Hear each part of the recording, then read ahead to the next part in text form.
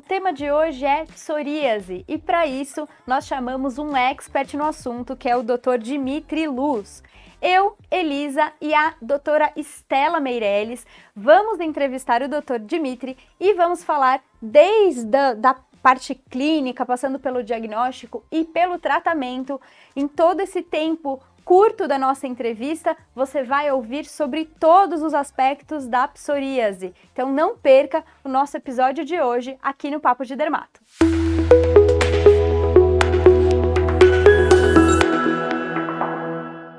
Olá, pessoal! Estamos aqui para começar mais um episódio do nosso Papo de Dermato. Hoje a conversa é com o Dimitri Luz, que é dermatologista e tem um currículo aí bem extenso. Eu vou ter que ler aqui, porque de cabeça eu nem consegui memorizar. Então, graduação em Medicina pela Universidade Federal do Maranhão, graduação sanduíche pela Loyola University Chicago, dermatologista pela Unicamp, estágio em teledermatologia e melanoma pela University of Queensland, na Austrália, Research Fellow em pesquisa translacional cutânea no Johns Hopkins Hospital, nos Estados Unidos, médico do Centro de Estudos e Pesquisa Clínica em Dermatologia do Hospital Alemão Oswaldo Cruz, médico colaborador do Ambulatório de Psoríase, Fototerapia e Imunobiológicos da Unicamp por 3 anos, docente dos Ambulatórios de Psoríase, Colagenose, Hidradenitis Suppurativa e Imunobiológicos da Unisa, mestrado e atualmente doutorando pela Unicamp. Seja muito bem-vindo, doutor Dimitri. Obrigado.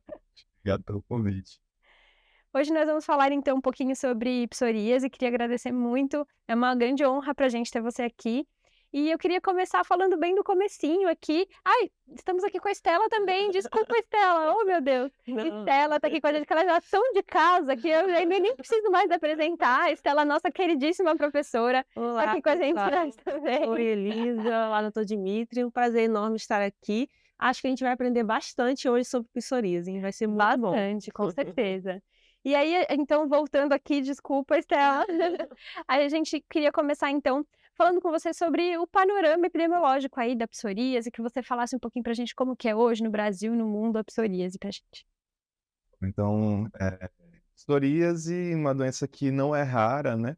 A gente fala muito hoje da psoríase e acho que o awareness da doença cresceu tanto que até a gente vê, acho que não raramente eu estou aqui num evento, em alguma coisa que não é médica e alguém me aborda, ou mesmo que é médico para não dermatologista, alguém me aborda, eu conheço alguém que tem psoríase ou eu tenho psoríase. 1,3% da população brasileira tem psoríase, a gente sabe que isso é 80%, óbvio, é forma leve, 20%, né, para ser mais preciso, 18,2%, forma moderada a grave, ou seja, hoje a gente está até com uma corrente, já pulando um pouco, porque a gente vai falar lá na frente, de falar de psoríase candidata ou não à terapia sistêmica, então não mais aquela nomenclatura, né, psoríase moderada a grave.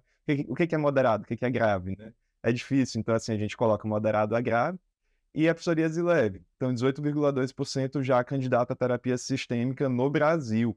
E alguma pessoa de indústria estava me falando que o percentual que é tratado hoje no país, pelo menos com biológico, né, porque a gente acaba que não consegue mensurar metrexate, acetretina, os outros sistêmicos, parece que é menos de 20% dos pacientes. Então, o tanto de paciente que tem aí, mesmo com acesso, mesmo com awareness grande, né, acesso tanto público quanto privado, acho que ainda tem um longo caminho para a gente falar sobre a doença. Então, é muito importante a gente sempre falar.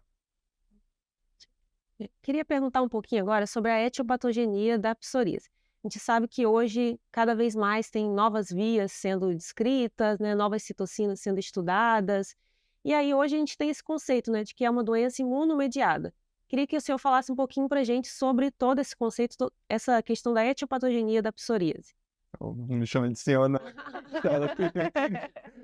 Mas, então, eu acho que a imunopatologia da psoríase, a gente tem aprendido tanto, assim, com ela, né? A gente veio de um momento que eu, pelo menos, que eu acho que a gente tem mais ou menos a mesma idade, quando eu fiz faculdade, o professor falava, uma doença da queratinização. Não sei se era assim com vocês, se vocês lembram. E, e o tanto que a gente mudou, né, daquilo, porque assim, você tratava com a citretina porque era uma doença da queratinização, então pronto.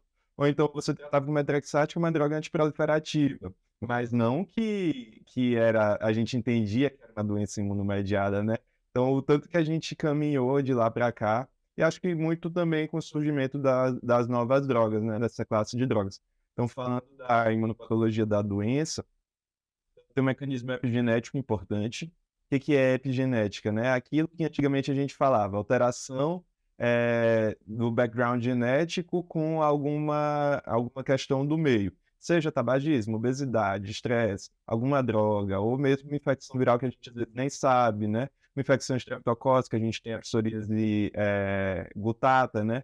Que é por infecção estreptocócica. Então, tem muitos fatores que vão alinhados, óbvio, a uma genética favorável, e aí a gente tem milhares de genes, né, envolvidos na psoríase, não só HLA-CW6, mas aí todos os genes que estão ali no PSOS1, PSOS2. Então tem muita coisa que seria até difícil a gente falar aqui todos os genes que podem estar envolvidos, até porque a gente não tem ainda um mecanismo que esteja, né, de forma comercial, assim, que a gente possa pedir para o nosso paciente um mapeamento genético desses pacientes.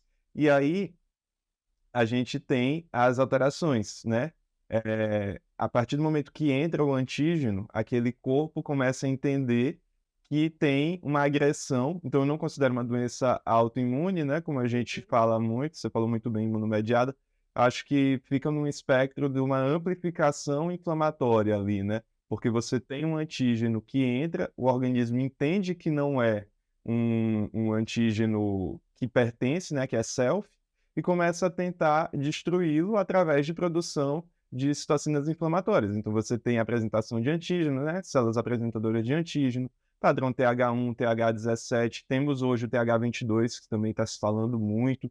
Então, você tem a via TH1, principalmente TNF-alfa, né? Interleucina 12, via TH17, interleucina 23, estimulando o linfócito T naive a virar TH17 e produzir interleucina 17, via TH22, que acaba também tendo um pouco de interleucina 23, interleucina 22. Então, tem essas vias imunológicas e, óbvio, os diferentes targets que a gente tem no tratamento.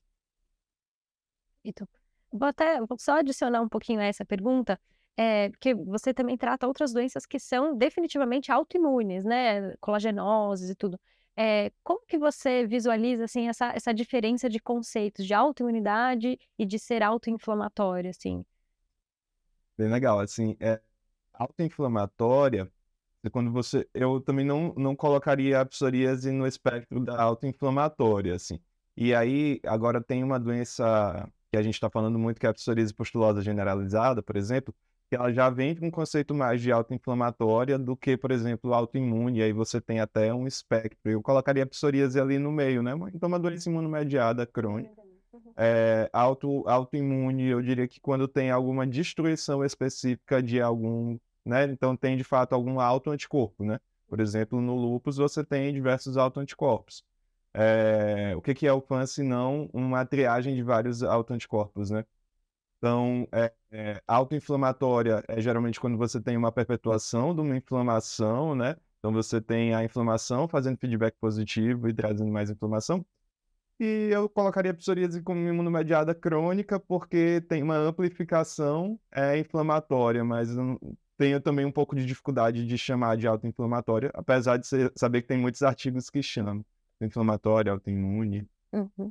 Eu queria te fazer mais uma pergunta, então. Falando um pouquinho aí sobre comorbidades, a gente faz um paralelo, vários autores fazem esse paralelo aí da marcha atópica com a marcha psoriásica. Você pode comentar um pouquinho sobre esse conceito de marcha psoriásica pra gente? Com certeza, acho que falar da marcha psoriásica é falar do que aconteceria com a doença, da história natural da doença, caso a gente não interviesse com um tratamento, né?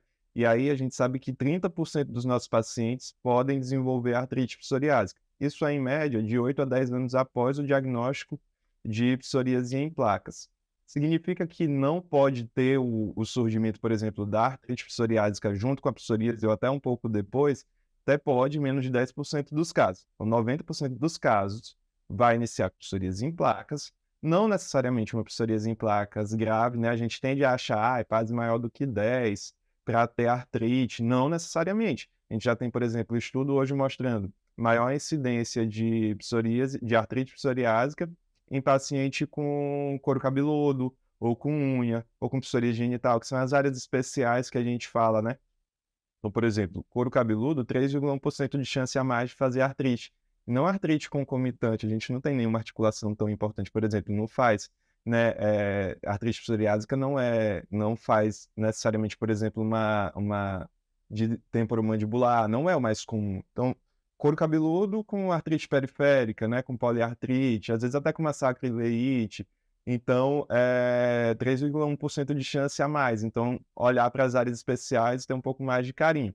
Significa dizer que também a gente vai carimbar tudo como psoríase? Eu brinco muito com os reumatos, né? Às vezes o reumato vê uma onicomicose e diz, é psoríase ungueal, né? É psoríase não sei o quê, artrite psoriásica sem pele. E aí eu brinco com eles, assim, se tiver reumato vendo a gente, não me condenem, não me joguem pedra, mas assim, acho que a gente tem que ter também cuidado com o diagnóstico, né? Agora eu estava fazendo muita aula para diagnóstico diferencial de doenças de pele para o reumatologista, porque muitas vezes ele também não conhece, né? Não conhece, não sabe que a alopecia areata faz um pitting ungueal, não sabe que tem líquen plano, né? Ungueal, que pode fazer traqueoníquea, que pode fazer muitas vezes até, né, um pterígio, que não tem nada a ver com psoríase. Então, eu acho que é importante, por isso que a doença também é multidisciplinar, né? Nós já começamos então a falar um pouco aqui da clínica da psoríase e é um assunto assim que dá pano para manga, né? Tem muita coisa envolvida. Mas queria que o senhor resumisse um pouquinho assim sobre os aspectos clínicos principais da psoríase para a gente conseguir pensar no diagnóstico. Tá, psoríase em placas, então lembrar primeiro de que tipo de psoríase a gente está falando, né? Acho que a gente estava falando o tempo todo aqui de psoríase em placas, que é a mais comum, mais de 90% dos casos vão ser em placas, mas lembrar que existem outros tipos de psoríase, né? A psoríase eritrodérmica, né? Menos de 1% dos casos podem ter. Psoríase ungueal, mais de 70% dos nossos pacientes vão ter algum acometimento com unha, né? Então, lembrar, olhar a unha, muitas vezes o paciente apresenta até um quadro só ungueal, né? Você procura outras lesões, não acha, né? Aquele paciente que está tratando onicomicose há 1000 anos e nada resolve, nada melhora. E aí ele tem mancha de óleo, ele tem, né, perceratose subungueal, tem paronychia. Então, assim, tem muita coisa, muito achado, e a gente tem que olhar a unha, né? Psoríase, a própria psoríase butata que eu estava falando, né? Criança. Então, criança que tem infecção estreptocócica começa a fazer crise de psoríase logo após. A psoríase pustulosa, que hoje a gente já quer até colocar como uma entidade nosológica à parte, mas também entra, né? A psoríase palmo-plantar, super difícil de tratar, e aí que pode ser palmo-plantar pustulosa ou palmo-plantar em placas, e aí lembrar, né? Mulher acima dos 50 anos, tabagista, a gente tem que lembrar dessa para psoríase palmo-plantar também. Então, tem vários tipos aí de psoríase que a gente tem que ver. Falando mais de sinais e sintomas que você estava falando, lesões, né? Placas eritematodeescamativas. A gente vê nos livros, às vezes, placas prateadas, né? De tanta descamação que tem. Você faz a curetagem metódica de Brock, no qual você tira as escamas e aquilo que vai saindo a gente chama de sinal da vela. A partir do momento que você vai curetando, você vai ter até um orvalhamento, aquilo é o sinal do orvalho sangrante ou orvalho sanguíneo, o orvalho sanguinolento ou o sinal de Auspitz, né? Então, curetagem metódica de Brock, sinal da vela e o sinal de Auspitz também. Então, acho que é a principal semiotécnica dermatológica que a gente tem para a psoríase.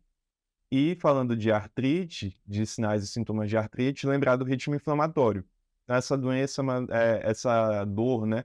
Uma dor, você acorda de manhã com dor, à medida que vai, tem rigidez matinal, à medida que vai movimentando, essa dor melhora, e a partir do momento que vai dormir, que para, essa dor piora? Não, não. Na verdade, eu estou fazendo alguma atividade e essa dor piora muito. Então é uma dor mais de ritmo mecânico. Se é ritmo mecânico, muito provavelmente não é artrite psoriásica. Eu acho que são esses os sinais que a gente tem que ficar de olho. E com relação a exame histopatológico, você sempre faz uma biópsia ou tem situações em que você acha melhor não fazer? Então, hoje eu estou com o Dr. Arthur, acho que vocês conhecem o Dr. Arthur Duarte, lá no ambulatório. O Arthur, né, super experiente, já... Dimitri, se tem semiotécnica, por que vocês vão ficar biopsiando? E é verdade, acho que hoje eu biopsio muito menos que eu biopsiava antes. Acho que se a clínica é característica, não tem nenhum sinal que te faça duvidar, por que não tratá-lo, né, corretamente? Acho que você abrevia a jornada daquele paciente, que já é uma jornada sofrida, né? Só para falar de jornada rapidinho, eh, tem um estudo holandês que fala, claro que é um estudo mais antigo, mas é um dos poucos estudos que eu conheço sobre jornada. Até convidar aí o pessoal mais novo, se quiser estudar a jornada da psoríase, não temos estudo no Brasil. E aí, a jornada do paciente mostra uma média de 11,4% até o paciente iniciar um tratamento sistêmico. Na Holanda, a gente não está falando do Brasil. Na Holanda, imagina aqui. E 18,4 anos desde o diagnóstico até iniciar um tratamento biológico. Claro, isso era a década de 2010, mas será que mudou tanto assim? Então, assim, olha essa jornada, né? Então, às vezes, a gente acrescenta muitos passos na jornada que vão só atrapalhar o paciente, né? Ó, a própria psoríase rubra pilar, outro dia a gente duvidou de um caso que tinha muita hiperceratose palmar, que a gente, assim, estava claro que não era psoríase, né? Então você faz, às vezes, o histopatológico, o patologista te ajuda a fechar alguma outra coisa, às vezes pelo menos para descartar a psoríase, né? Lembrar da PRP, lembrar da pleva, lembrar da PLC, né? A gente tem que lembrar de outras doenças também. E a dermatite atópica, olha, eu peguei outro dia uma paciente com um DA, estava assim, sabe aquela DA que você diagnostica na sala de espera? Você vai chamar e diz, por que tem uma DA me esperando? Grave, né? E aí, quando chega lá, eu já estou no meu quarto biológico para psoríase. Eu, mas talvez é porque você não tem a psoríase. Então, assim, também é um diagnóstico diferencial que pode acontecer, né? Então, acho que a gente tem que exercitar. E uma coisa para o pessoal mais novo, e também acho que para a gente que já está há um tempo no mercado também, se você está fazendo um tratamento, né, você fez um diagnóstico, você está fazendo um tratamento, o tratamento não está funcionando, não é errado a gente repensar o nosso diagnóstico, né? A gente não é dono da verdade. Então, se também, por que não repensar? Poxa, eu vou biopsiar, vou pesquisar de novo. Será que era mesmo uma psoríase? Então, é importante lembrar disso. Bom, e agora entrando um pouquinho aí na parte do tratamento, acho que hoje se fala muito sobre as terapêuticas sistêmicas, né, a parte de imunobiológicos, como você mesmo pontuou. E qual que é o papel hoje, assim, dos tratamentos tópicos? Você normalmente deixa só para casos muito leves ou você já associa em quem usa sistêmico? Qual que é o papel principal deles aí no tratamento? Os tratamentos tópicos acho que tem super lugar ainda, tanto tem que vai surgir um monte de tratamento tópico novo agora, né. Vem aí vem aí inibidor de fosfodiesterase, vem aí inibidor de arilcarbonatase, vem um monte de coisa, desaborola também, os próprios inibidores tópicos de JAK vão vir também com uma proposta para psoríase. Então muita coisa está vindo para DA, mas está tendo para psoríase também.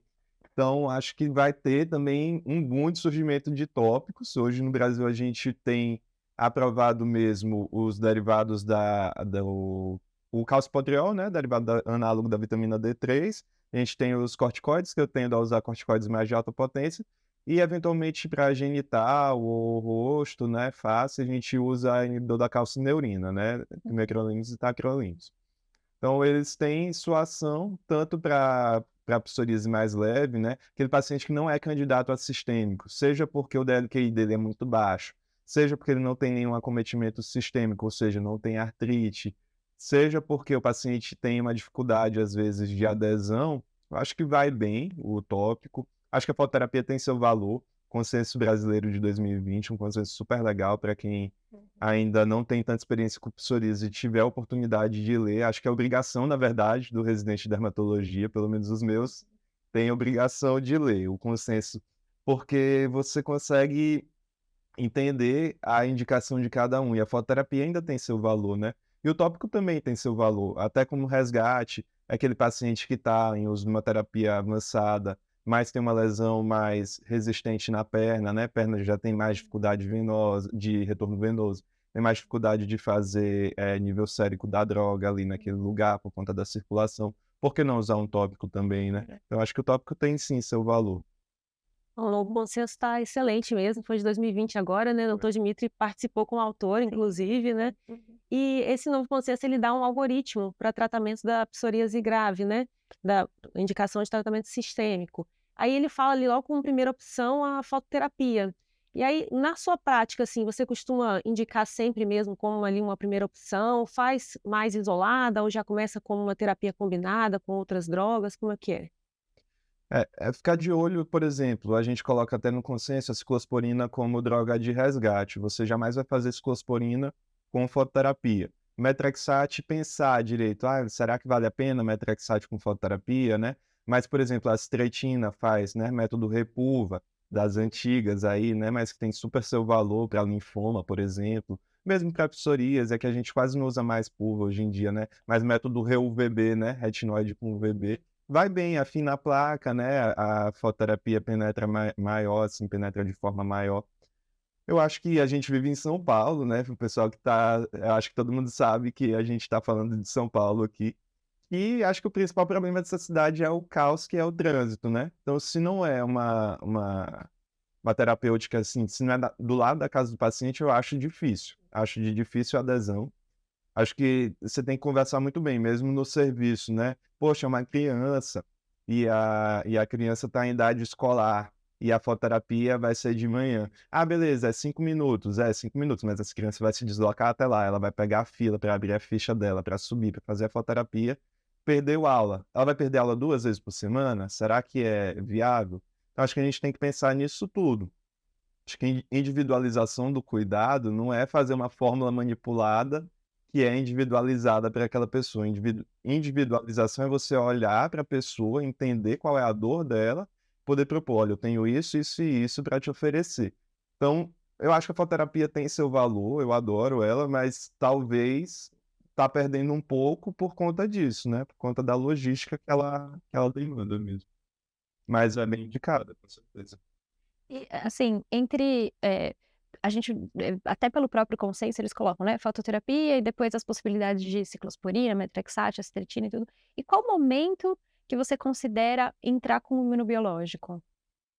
Então, pelo consenso que se coloca então pode fazer fototerapia, né, tem fototerapia no serviço, tem fototerapia na cidade, o paciente vai aderir sim ou não, ele tem alguma contraindicação sim ou não.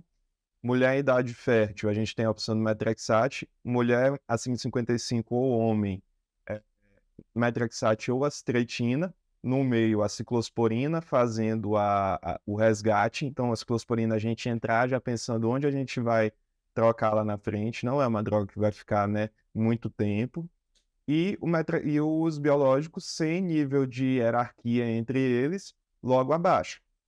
Então você tem, na falha, por exemplo, então o que que a gente votou no consenso, né, foi feito um Delphi, e aí você votava lá, fase 75 ao final de 8 semanas de Metrexate, você já estaria autorizado a tentar aumentar a dose do Metrexate ou manter aquilo, esperando que o paciente atingisse um PASI 90, lembrando que a meta terapêutica foi PASI 90. A partir do momento que você tem, por exemplo, o paciente não fez nem PASI 75 ao final das 8 semanas, ele já falhou aquela terapêutica. Você pode já indicar uma segunda terapêutica e, por que não, a terapêutica biológica, se for o caso. Lembrando que a gente tem acesso tanto privado quanto público, né? Privado roda ANS. Todos os biológicos que a gente tem hoje no Brasil são 10, todos estão disponíveis pelo rol da ANS, mesmo para a psoríase infantil, que são 3, a gente também tem, 4, perdão, e toda hora é uma aprovação nova, né? E no SUS a gente também tem. No SUS tem a hierarquia, você faz primeiro o adalimumab, depois tem as drogas de segunda linha, né? E entre elas também não tem hierarquia. Mas também na vigência de alguma contraindicação, ainda que relativa, é possível também, pensar numa outra indicação do paciente. Só queria até, desculpa, fazer um disclaimer aqui que eu tenho conflito de interesse sim com as principais empresas, mas essa conversa aqui não é de nenhuma empresa, não tem nenhum FII relacionado. Você comentou das novas metas terapêuticas, né, agora, de acordo com o novo consenso, passou a ser PASI 90 ou um PASI absoluto menor que 3. E aí queria que você comentasse um pouquinho da importância de ter mudado essas metas terapêuticas, e o papel dos imunobiológicos nessa jogada aí. Eu fico muito orgulhoso do nosso consenso, assim. Primeiro, orgulhoso de ter participado. Acho que o público que está vendo aqui é um público mais novo, né? Então, assim, 2012, para ter uma ideia, eu era estudante de medicina e o professor falava lá, tinha na bibliografia lá do curso, né? Ah, leia um consenso. Eu lembro que eu li até 2012, mas assim, quando que eu imaginei que eu iria participar disso, né? E que a próxima edição eu já era dermatologista, que era um sonho para mim ser dermatologista, numa casa grande, como foi a Unicamp, assim, um grande aprendizado. E aí participar do consenso, né? Já como especialista, votar o Delphi. Então, acho que isso não só, claro, o consenso ficou muito, muito bem feito, mas eu também tenho muito orgulho por isso, de participar. Mas, tirando isso, o consenso realmente ficou muito bom, porque a gente vê que tem na... Mesmo quando você compara com outros consensos, né? Japonês, americano, canadense, europeu, você tem sempre quase 90, quase 100. Então, o nosso consenso ficou muito ousado, as nossas metas foram ousadas, foram já em linha do que estava rolando no mundo, então eu acho que é um consenso muito legal de ver. E aí você pergunta da meta, né, a importância disso, eu vejo a importância principalmente mostrar para o nosso paciente que hoje o nosso paciente ele tem acesso às principais drogas. Então, assim, você não precisa, né, pensar que a medicina dos Estados Unidos está tão mais avançada que a nossa, que o nosso paciente está esperando uma droga que não tem no Brasil. Não. As principais drogas já estão no Brasil, as metas são tão ousadas quanto dos Estados Unidos, por que a gente não está fazendo uma medicina de ponta aqui, né? Então, eu fico muito orgulhoso de estar fazendo uma medicina de ponta melhor para o meu paciente, independente de ser Brasil, e tem até paciente estrangeiro também. Então, acho que a gente está no protagonismo aí também. Não, tá, realmente o consenso tá excelente. Quem estiver assistindo, que ainda não tiver contato, é bem fácil de achar. Você joga lá na internet, você consegue achar o link próprio lá do PDF, baixa, faz, acho que faz muita diferença você ter contato ali com a opinião de pessoas tão experts no assunto ali, né? É claro que aquilo é muito embasado em ciência, mas também acaba por falta de ter uma hierarquia de escolha, acaba sendo baseado em opinião de expert, mas assim, acho que vale super a pena ler para ver tudo aquilo que eles escreveram, que tá muito bom, realmente. E eu queria só fazer uma pergunta aqui em relação ao uso de imunobiológicos, porque a gente está num grande centro aqui em São Paulo, como você mesmo falou, você atua no particular, atua em hospital também, mas a gente está num centro, num lugar de referência, né? Como que você imagina que seja a perspectiva de lugares um pouco mais afastados em relação ao uso de imunobiológicos? Qual que é a sua perspectiva, assim, para esse alcance? Olha, eu entendo que existe, assim, uma dor no sentido de destravar aquele conhecimento para a pessoa, né? Acho que tem muito, é muito mistificado ainda o uso do imunobiológico. Então, mas se a gente for pensar em perspectiva de acesso, do paciente realmente ter acesso à medicação, ela está no PCDT e está no rol da ANS. Isso não é aqui em São Paulo, não é a secretaria que está comprando, é o Ministério da Saúde que determinou, né, que tem as drogas no PCDT. Para quem não sabe, PCDT é o Protocolo Clínico de Diretrizes Terapêuticas. Então, assim, se você faz um receituário de alto custo, você consegue o acesso a uma terapêutica imunobiológica para um paciente.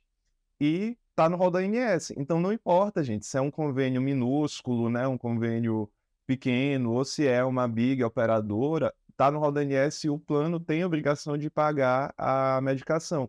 Então, o acesso ele está expandido. Acho que está faltando um pouco de awareness, então os pacientes saberem, os pacientes chegarem aos médicos, os médicos se sentirem capacitados em tratar. Mas, com certeza, aí o acesso é o mesmo no Brasil inteiro. E agora ainda falando de imunobiológicos, eu sei que é um tema que depende de muitas variáveis, inclusive do serviço também, né, mas nós temos muitas opções hoje, né, tem os anti-TNFs, tem anti-interleucinas, né, anti-IL-23, anti-IL-17. Como que se dá essa escolha na sua experiência? Isso tanto aquele paciente que só tem lesão cutânea, aquele paciente que tem lesão cutânea, articular, como que se dá esse guia aí? Essa é a pergunta de milhões. Vai no capítulo de livro. Eu acho que também vai nisso de individualizar o cuidado, né? Você entender o que aquele paciente tem. Então, tá bom, vamos pegar. Poxa, o paciente tem artrite. Essa artrite ela é periférica ou ela é axial? Se ela é axial, hoje o que a gente tem, por exemplo, pelo algoritmo, pelos domínios do GRAPPA, que eu até faço parte, é o tratamento com anti-17 ou anti-TNF, né? Os anti-17 até mostraram equivalência para artrite axial com os anti-TNF. Então, isso já desmistifica um pouco o uso só de anti-TNF para espondilite, para doença axial da artrite. O paciente tem doença inflamatória intestinal, talvez o anti-17 não seja a melhor droga. Não quer dizer que o anti-17 vai causar doença inflamatória, mas o anti-17 talvez não seja a melhor droga para tratar as duas.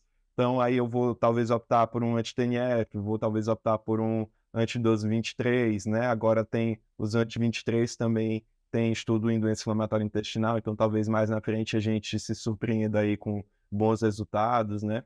Aí não, o paciente tem esclerose múltipla, tem uma doença desmielinizante, tem uma ICC, NIRA, classe funcional NIRA 3 e 4, não vou entrar com anti-TNF para ele, eu vou optar por uma anti-interleucina. Poxa, o paciente tem uma infecção crônica, ele tem HIV, tem hepatite C, tem hepatite B, será que esse paciente é candidato a um biológico, por exemplo, TNF? Ou qual biológico que tem maior nível de evidência para isso, que vai dar uma segurança maior? Então, eu acho que cada caso é um pouco.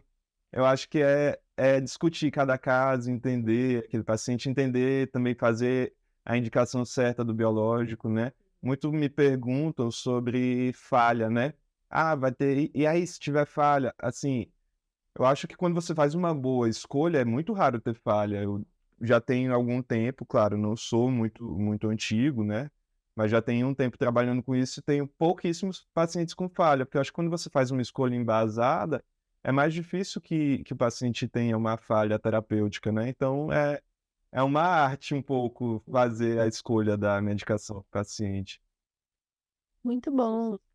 Nossa, que discussão incrível que a gente teve aqui.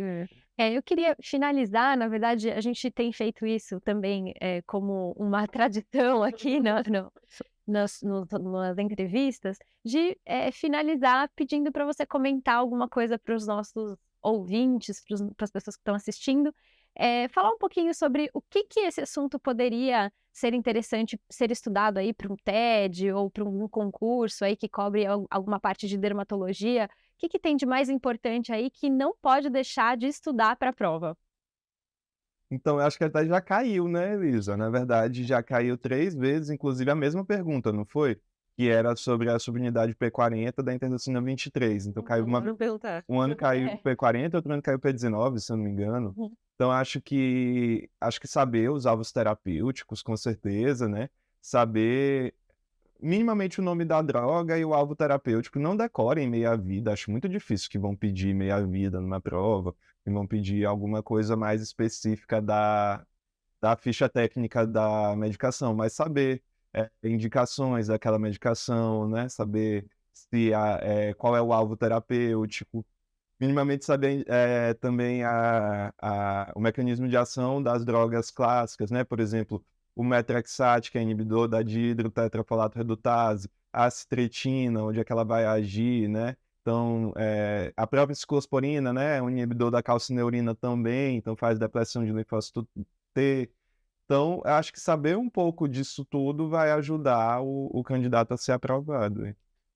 Psoríase ia ter certo, né? Não, com certeza. Primeira e segunda fase sempre tem. Mas é sempre fácil, né? A questão quando cai é muito fácil. Pelo menos, lembra que... Eu também pra você. Não, mas lembra que quando teve, eu até tinha acabado a residência, acho que você ia fazer residência, e a gente fez até uma aula de revisão, o pessoal quer fazer TED e tal. E aí as questões caíram, a gente batendo papo, e o pessoal depois veio falar, poxa, Dimitri, acertei a questão, foi uma das questões mais fáceis da prova. Realmente não é a questão mais difícil da prova. Se você já tem uma vivência boa, assim, durante a residência, tudo, uma questão que você vai fazer sem ter que chutar, né? Porque tem questão que a pessoa vai chutar de qualquer jeito, né? Eu acho que, bom, a Estela que fala mais essa parte de psoríase, assim, de aula e tudo, mas eu acho que a maioria das questões de psoríase eles não pegam tão pesado não, que nem em outras, né, Aí em outros agora tem temas, né. bastante biológica, estão cobrando É, bastante esse tema, biológico. mas psoríase sempre tem, não tem jeito. A Uhum. questão da clínica sempre aparece, das variantes clínicas também. Tô achando que talvez possa vir DA também, né? DA já vinha e geralmente DA é um pouco mais difícil que psoríase quando cai, não é? É, pede todas Mas as agora com biológico, patologias. DA, tudo. Muito bom. Nossa, que conversa proveitosa. Muito, muito obrigada, doutor Dimitri, por participar aqui com a gente. Foi, sim, uma honra ter você aqui conosco. Queria agradecer demais sua presença aqui com a gente. Obrigado, Rick. Obrigada, Fiquei foi muito muito honrado pelo proveitoso. convite. Obrigado. Muito proveitoso mesmo. Muito obrigada. Isso aí. Então, muito obrigada a você também que ficou aqui acompanhando com a gente. Tenho certeza que foi muito proveitoso para você também. Aprendemos muito aqui com o doutor Dimitri. E então ficamos no próximo episódio. Nos vemos até lá. Tchau, tchau. Tchau, tchau, gente.